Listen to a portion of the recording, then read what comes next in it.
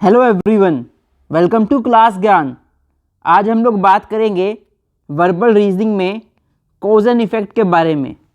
So let's get started. ये video verbal reasoning में cause and effect के ऊपर पार्ट 1 है। इससे पहले वर्बल रीजनिंग के ऊपर मैं काफ़ी वीडियोस बना चुका हूँ, जिसमें number series, letter series, logical sequence of words, analogies, साथ ही साथ ब्लड रिलेशंस और डाटा सफिशिएंसी के ऊपर वीडियोस आ चुकी हैं।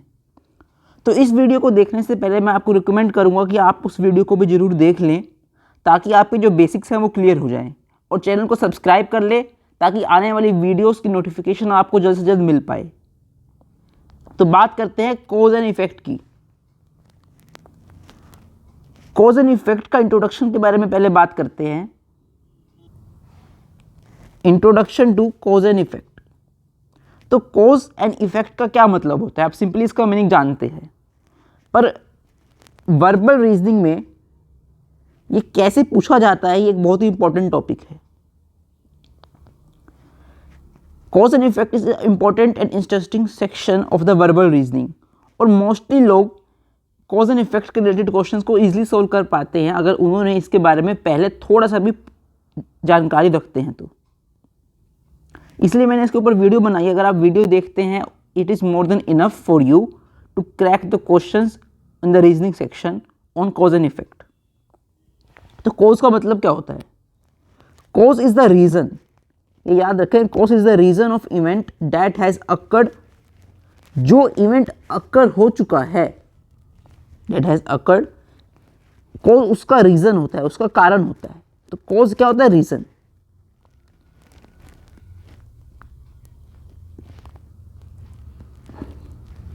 उसके बाद हमारे पास आता है इफेक्ट्स।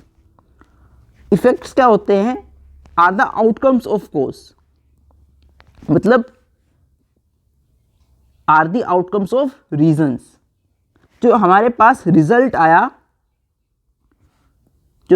आया, वो हमारे पास क्या हुआ? इफेक्ट हम कह सकते हैं, या फिर जो आउटकम आया, आउटकम कह सकते हैं, रिजल्ट आया आप कह सकते हैं, ऑफ रीजन। मतलब किसी कारण का, किसी इवेंट का जो कारण है वो कॉज है, और उस कारण की वजह से जो आउटकम, जो आउटपुट, जो रिजल्ट हमारे पास आया वो क्या है? इफेक्ट। तो शायद अभी आपको उतना क्लियरली अंडरस्टैंड नहीं हुआ होगा ये, पर हम आगे जैसे ही चलेंगे और अंडरस्टैंडिंग बनती जाएगी। The necessary condition for an event to occur is a cause. जैसे मैंने बताया कि जो कंडीशन है, जो रीजन है नेसेसरी किसी भी इवेंट को अकर होने की वो है cause. Which supplements an event to occur, जिसकी वजह से एक इवेंट होता है। For a cause to be valid it must be either sufficient और नेसेसरी। तो ये बहुत इंपॉर्टेंट है याद रखना कि जो कॉज है वो या तो सफिशिएंट हो सकता है या नेसेसरी भी हो सकता है। जैसे कि एग्जाम्पल के तौर पे मैं आपको भी आगे बताता हूँ। तो हमारे पास दो तरह की कंडीशंस होती हैं। यहाँ पे कंडीशंस आप कह सकते हैं, यहाँ पे आप इसको रीज़न कह सकते हैं, या आप कॉज कह सकते हैं। लगभग सभी का जो मीनिंग है जब आप क्वेश्चन सोल्व करते हैं वो सेम है। यहाँ पे एक नेसेसरी कंडीशन और एक सफिशिएंट कंडीशन। तो फ़र्क क्या है इनमें? किसी इवेंट को होने के लिए कोई ऐसी कंडीशन जिसके बिना वो इवेंट हो ही नहीं सकता, उसे नेसेसरी कंडीशन कहते हैं, जैसा कि नाम से आपको पता चल रहा है। सफिशिएंट कंडीशन वो होती है कि जिसमें under whose presence event must occur. तो सफिशिएंट कंडीशन वो होती है। तो इनमें डिफरेंस क्या मैं आपको अब यहाँ पे बताता हूँ। अगर आप देखें तो ये कॉज है यहाँ पे इस फिगर में, और ये हमारे पास क्या है? इफेक्ट। सिंपल सी बात है, आपने ये अगर आप पेड़ यहाँ पे इतना था, पौधा इतना था, तो इसको आपने पानी दिया, ये इतना बड़ा हो गया। तो ये क्या रहा? रिजल्ट रहा आपका, या कह सकते हैं आउटकम रहा। और ये जो पानी देना है ये आपका क्या रहा? कॉज।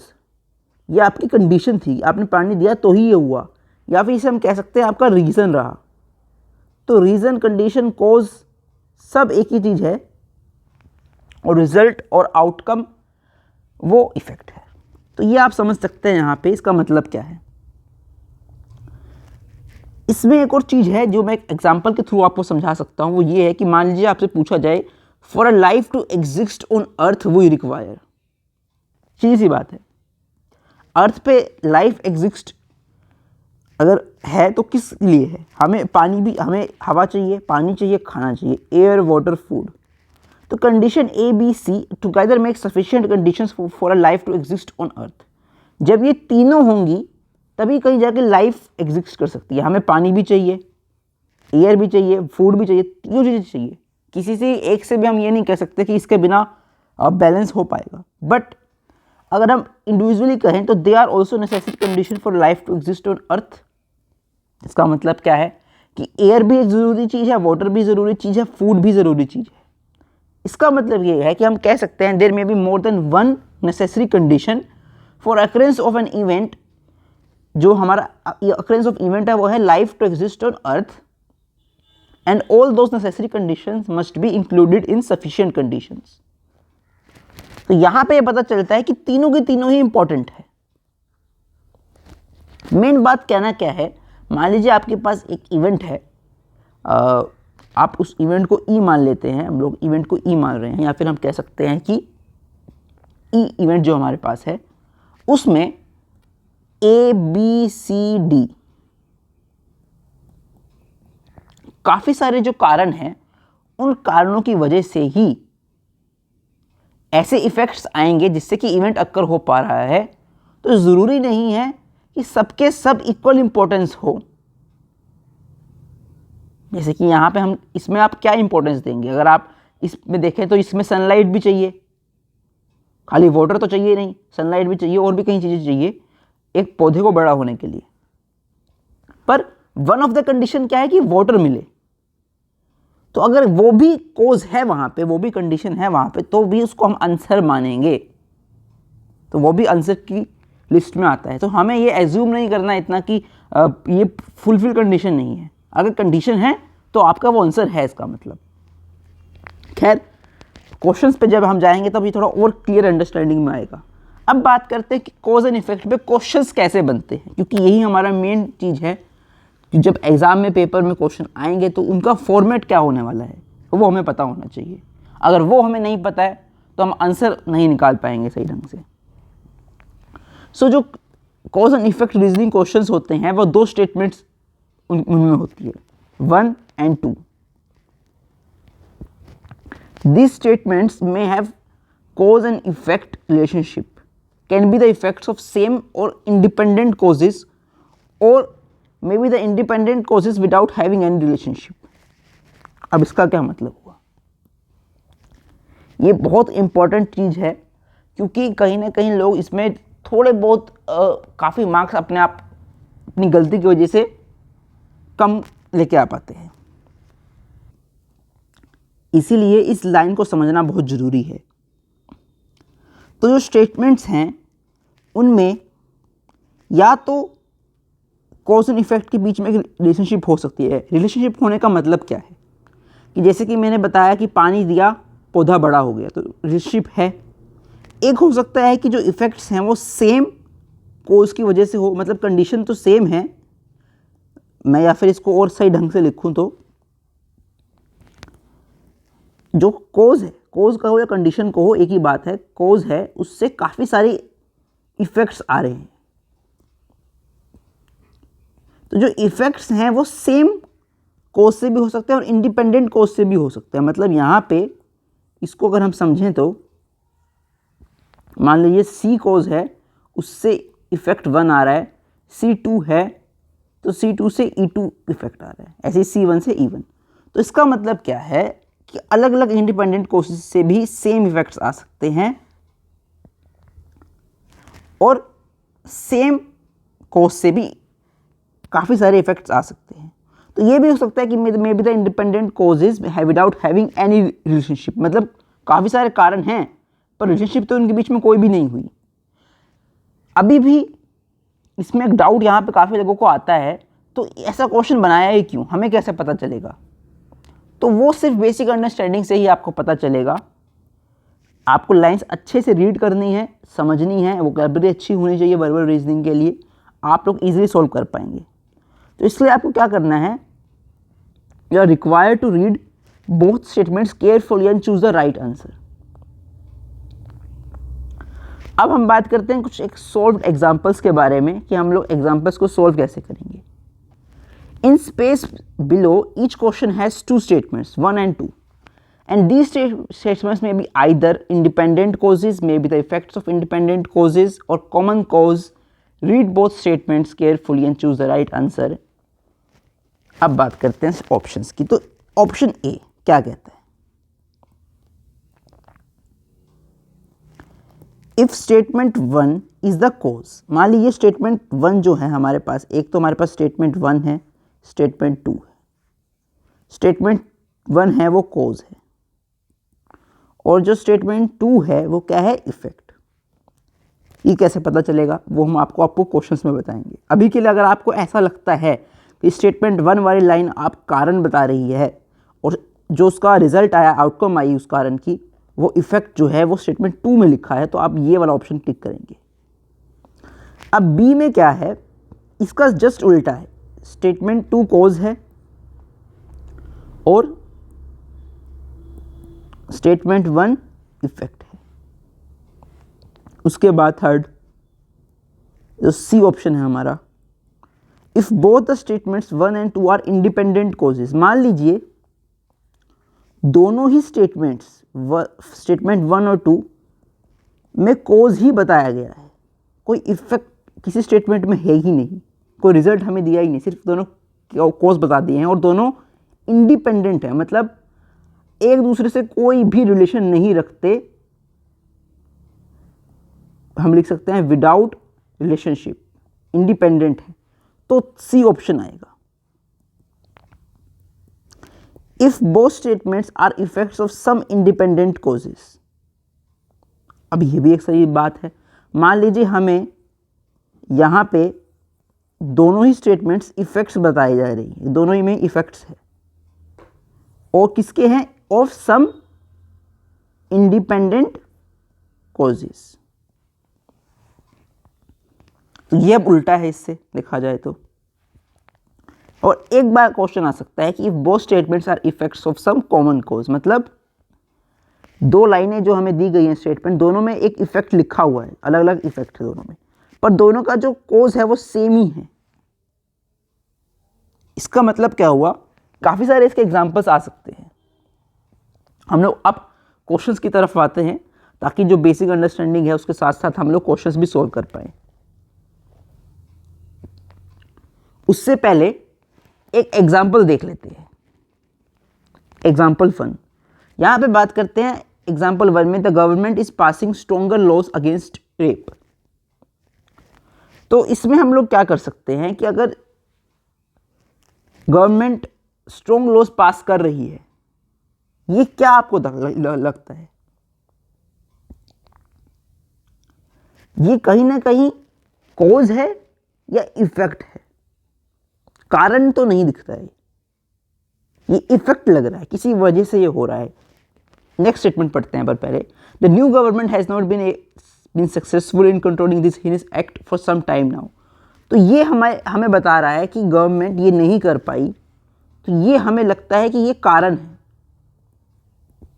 कारण का जो रिजल्ट आया वो इफेक्ट है और जो इफेक्ट है वो यही लाइन है। तो स्टेटमेंट 1 क्या है हमारे पास, तो हमारे पास करेक्ट ऑप्शन क्या होगा, बी ऑप्शन।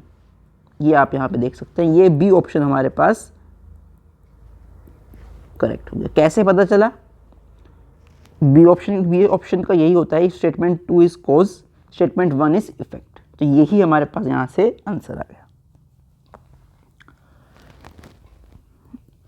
तो अब हमारे पास हैं कुछ tips to crack reasoning questions on cause and effect. कुछ टिप्स जिससे कि आप रीजनिंग क्वेश्चंस जो कि कॉज एंड इफेक्ट के ऊपर आते हैं वो इजीली क्रैक कर पाएं, उसके बारे में कुछ बात करते हैं।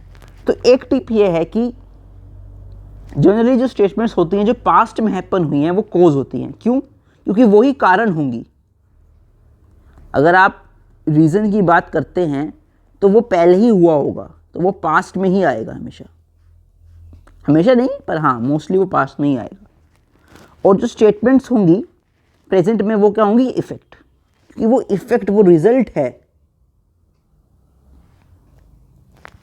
तो ये बहुत इंपॉर्टेंट चीज़ है। अगर आप ये सिर्फ और सिर्फ फर्स्ट लाइन भी याद रख लेते हैं, मैं आपको बता रहा हूँ, अगर एग्ज़ाम का जो लेवल है वो आसान है और अपना टाइम आप बचाना चाहते हैं तो ईज़िली आप इसको यूज़ करें और आप बहुत जल्दी से आंसर निकाल लेंगे, बहुत जल्दी से।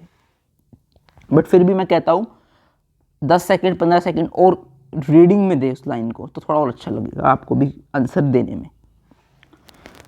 इसके बाद हमारे पास जो सेकंड पॉइंट है वो है कि read each statements very carefully to understand nature of cause and effect relationship. तो बहुत ध्यान से पढ़ना है।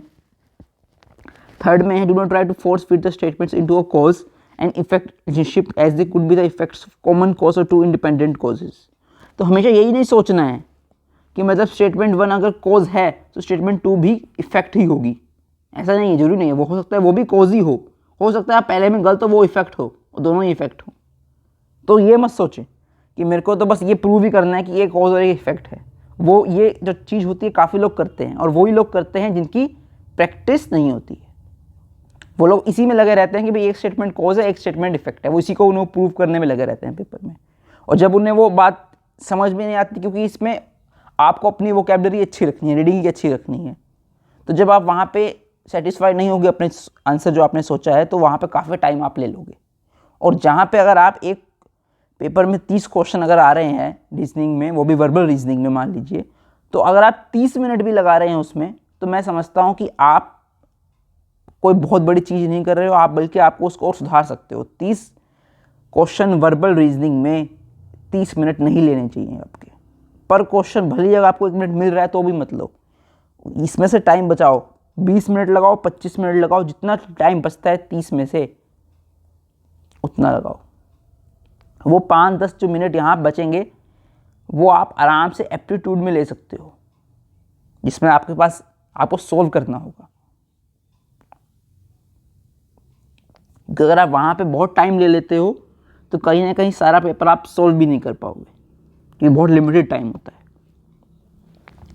तो फोर्थ पॉइंट पर जाते हैं। फोर्थ पॉइंट हमारे पास है कि जनरल नॉलेज को यूज़ करना है स्टेटमेंट्स को लिंक करने के लिए, बट फोर्स नहीं करना है। जो यहाँ पे लिखा था main point, do not try to force.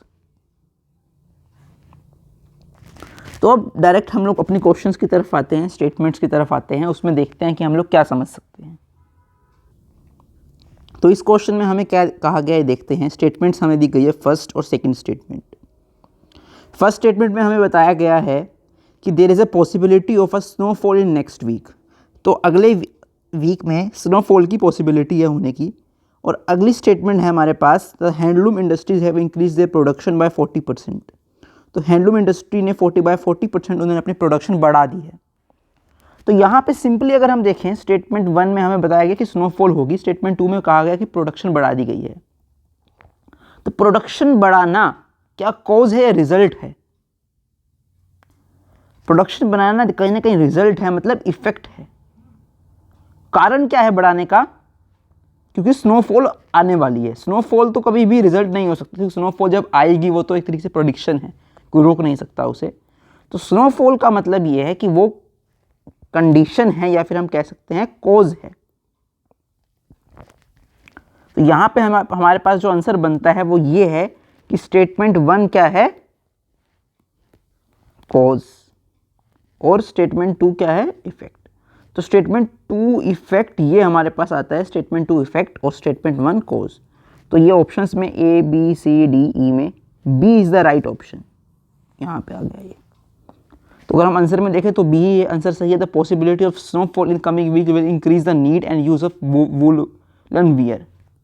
तो मतलब ज़्यादातर अगर स्नोफॉल होगी तो हैंडलूम इंडस्ट्री पे कहीं ना कहीं डिमांड उनकी ज़्यादा बढ़ जाएगी, तो इसलिए उन्होंने अपनी प्रोडक्शन बढ़ा दी है। As simple as that. तो इसलिए इसका आंसर बी हुआ। बहुत ही आसान था ये क्वेश्चन, इतना मुश्किल नहीं था। आप आइडेंटिफाई कर पाए कि ये कॉज है और ये हमारे पास इफेक्ट है। तो हम लोग अब नेक्स्ट क्वेश्चन की तरफ चलते हैं। क्वेश्चन का जो लेवल है वो थोड़ा बहुत चेंज होता रहेगा, बढ़ता जाएगा क्वेश्चन के साथ साथ ही। सेकंड क्वेश्चन में हमारे पास स्टेटमेंट्स हैं 1 और सेकंड स्टेटमेंट, जिसमें हमें कहा गया है there is a sharp decline in production of rice this season.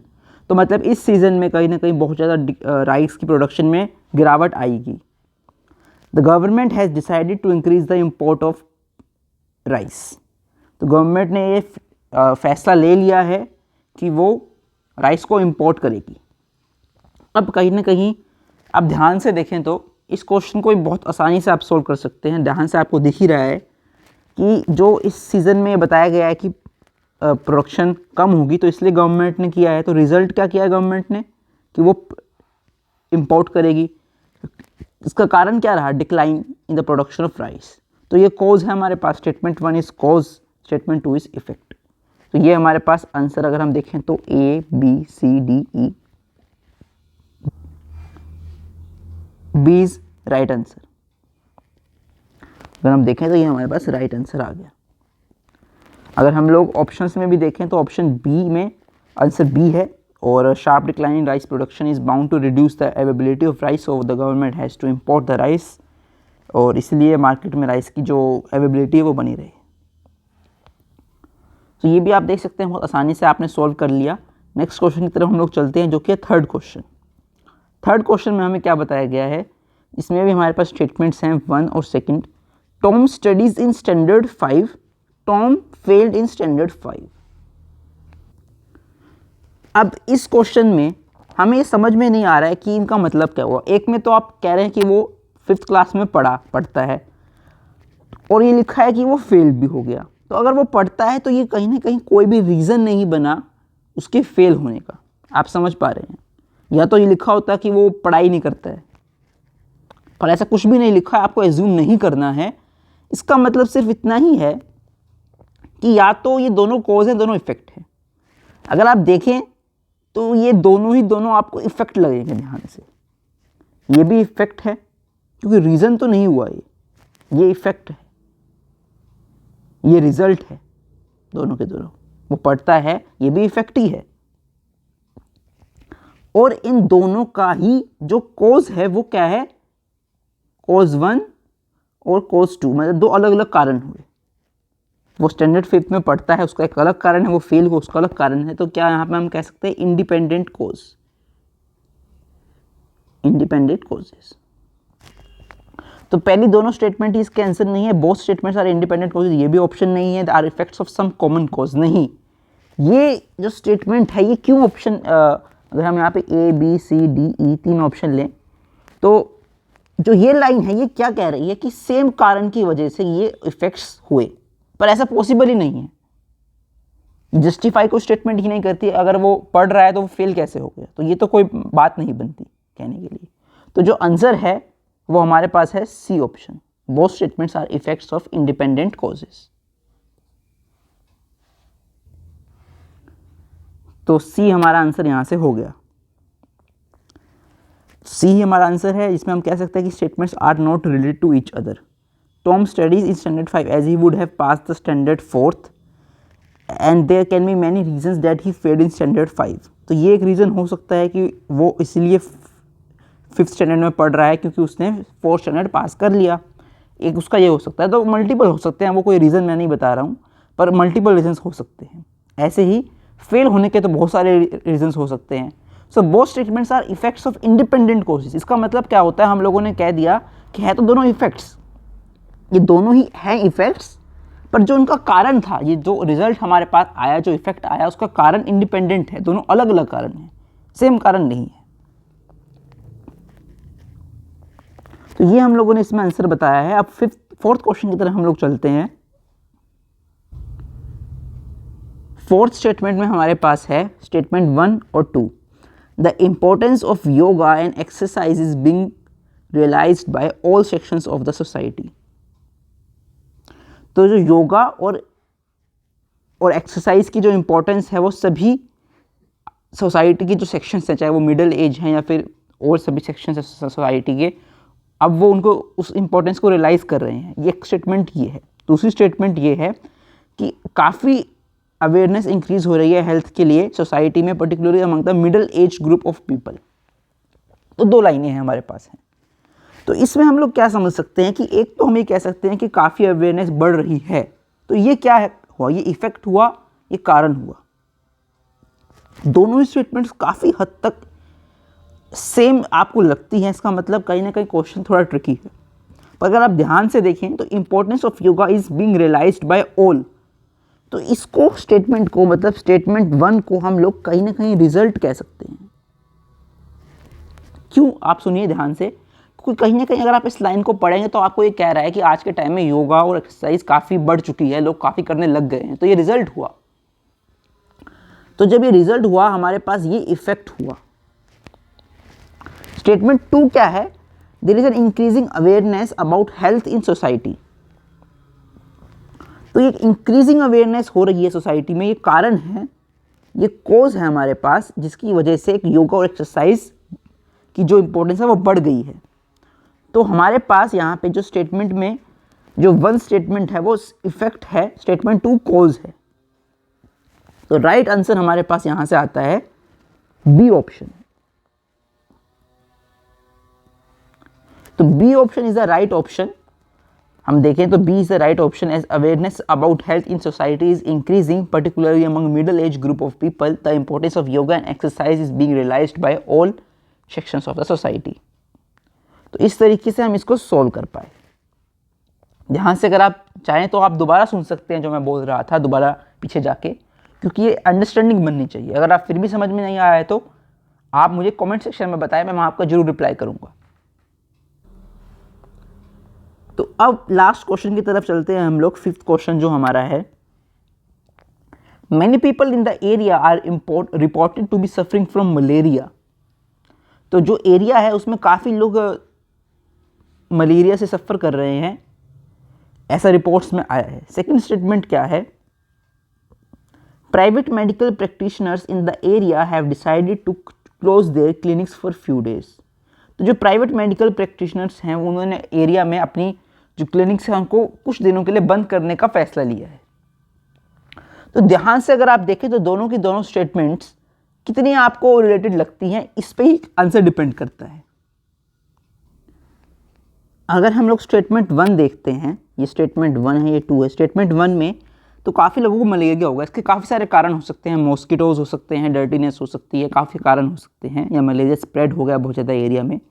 पर क्या इसका ये कारण हो सकता है कि प्राइवेट मेडिकल प्रैक्टिशनर्स बंद हैं काफ़ी दिन से इसलिए फैल गया? नहीं, ये कोई कारण नहीं हुआ बड़ा कारण, और कोई रिलेशन नहीं लगता इनके बीच में। अब इसको देखते हैं, अगर हम सेकंड की बात करें, जो प्राइवेट मेडिकल जो प्रैक्टिशनर्स हैं वो अपना एरिया में बंद कर रहे हैं कुछ दिन के लिए क्लिनिक, क्या ये मलेरिया की वजह से हुआ? बिल्कुल भी नहीं, इसके काफ़ी सारे कारण हैं, पर ये कोई कारण नहीं है इसका। तो ये दोनों ही हम इनको इफेक्ट्स कह सकते हैं, इसमें से कोई भी कॉज नहीं है। तो आंसर क्या होता है? They are effects of independent causes. तो right option is D. D is the right answer. तो ऐसे ही हम कह सकते हैं कि D is right answer as statements 1 and 2 are effects of independent causes and spreading malaria is due to different reasons, but the disease of private medicals is due to some other causes. तो काफ़ी अलग कारण होंगे दोनों ही effects के। तो मुझे लगता है कि आपको अभी काफ़ी हद तक समझ में आ गया होगा। 5 क्वेश्चन थोड़े ट्रिकी क्वेश्चन थे, समझना मुश्किल है, काफ़ी इस पर आर्ग्यूमेंट भी हो सकता है। अगर आप चाहें कोई भी इस पर डाउट है तो आप पूछ सकते हैं, पर मैंने अपनी कोशिश ये रखी कि आपको जो बेसिक अंडरस्टैंडिंग है कॉज और इफेक्ट की वो होनी चाहिए। अगर वो है आपके पास बेसिक अंडरस्टैंडिंग तो आप इजीली सॉल्व कर लेंगे। क्वेश्चन बहुत तरीक़ों से फ्रेम होके आ सकते हैं, फॉर्मेट भी बदल सकता है, नो डाउट, पर जो अंडरस्टैंडिंग है वो हमेशा इंपॉर्टेंट रहेगी आपके लिए। इस वीडियो में इतना ही। आगे भी मैं वर्बल रीजनिंग के ऊपर वीडियो बनाता रहूँगा। अगर आप किसी भी टॉपिक पे पहले वीडियो चाहते हैं तो मेरे को कमेंट सेक्शन में ज़रूर बताएं, मैं कोशिश करूँगा कि उसके ऊपर पहले वीडियो बनाऊँ। आप चैनल को सब्सक्राइब करना मत भूलिएगा, अपने फ्रेंड के साथ शेयर ज़रूर करें ताकि वो लोग भी वर्बल रीजनिंग हो या फिर एप्टीट्यूड हो या फिर इंटरव्यू प्रिपरेशन हो सीख सकें आसानी से। इस वीडियो में इतना ही, मिलते हैं अगली वीडियो में। Thank you.